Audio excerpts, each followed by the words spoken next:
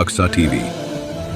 الحمدللہ رب العالمین والصلاة والسلام علی سید الانبیاء والمرسلین، اما بعد۔ محترم بزرگوں، عزیز بھائیوں، پیاری بہنوں، آج رمضان المبارک کے درس قرآن میں چوتھے پارے کے پیغام سمجھیں گے۔ یہ پارہ خاص طور پر خاندانی نظام، عورتوں کے حقوق اور سماجی عدل کو مضبوط کرنے کے لیے نازل ہوا ہے۔ اللہ تعالیٰ واضح فرماتا ہے، نیکی صرف ظاہری عبادات کا نام نہیں، اصل نیکی تقوی، اطاعت اور فرما برداری ہے۔ یہود و نصارہ کے اس دعوے کی تردید کی گئی کہ ہم اللہ کے چہیتے ہیں۔ نجات نسب یا دعوے سے نہیں بلکہ اللہ کی اطاعت سے ہے۔ اہل کتاب کا رویہ۔ مدینے میں بعض اہل کتاب حق کو پہچانتے تھے مگر ضد اور حسد کی وجہ سے انکار کرتے تھے۔ اسی پس منظر میں یہ آیات نازل ہوئی کہ جان بوجھ کر حق چھپانا بڑا گناہ ہے۔ علم کے باوجود انکار سخت سزا کا سبب ہے۔ اسی پارے میں سورۃ النساء شروع ہوتی ہے۔ یہ وہ سورت ہے جو یتیموں کے حقوق، عورتوں کے حقوق، خاندان کی اصلاح پر خاص زور دیتی ہے۔ اللہ تعالیٰ فرماتا ہے، ایک جان سے تم سب کو پیدا کیا، مرد عورت برابر انسان ہے، برتری صرف تقوی کی وجہ سے ہے۔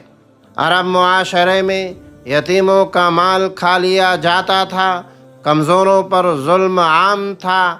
قرآن نے سختی سے حکم دیا، یتیم کا مال نہ کھاؤ، انصاف کے ساتھ نکاح کرو، ظلم سے بچو۔ یہ آیات معاشرے کے کمزور طبقوں کی حفاظت کے لیے نازل ہوئی۔ نکاح اور عورتوں کے حقوق۔ اللہ تعالیٰ نے واضح فرمایا، نکاح میں عدل ضروری ہے، عورت کا مہر اس کا حق ہے، زبردستی جائز نہیں۔ یہ اسلام کا بڑا انقلاب تھا، جہاں عورت کو عزت، حق، تحفظ عطا کیا گیا۔ محرم رشتے اور حلال و حرام۔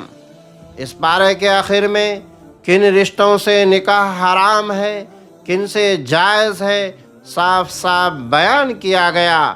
یہ احکام خاندان کو پاک رکھنے، معاشرے کو فحاشی سے بچانے کے لیے ہے۔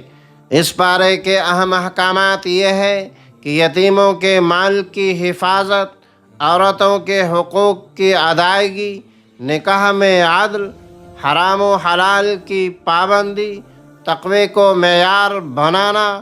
بھائیوں، یہ پارہ ہمیں سکھاتا ہے کہ اسلام صرف مسجد تک محدود نہیں بلکہ گھر، خاندان اور معاشرے تک یہ دائرہ پھیلا ہوا ہے۔ اگر گھر درست ہوگا تو معاشرہ خود درست ہو جائے گا۔ یا اللہ، ہمارے گھروں میں سکون عطا فرما، ہمیں حقوق ادا کرنے والا بنا اور ہمیں ظلم سے بچا کر عدل پر قائم فرما۔ آمین یا رب العالمین۔ والسلام علیکم ورحمۃ اللہ وبرکاتہ۔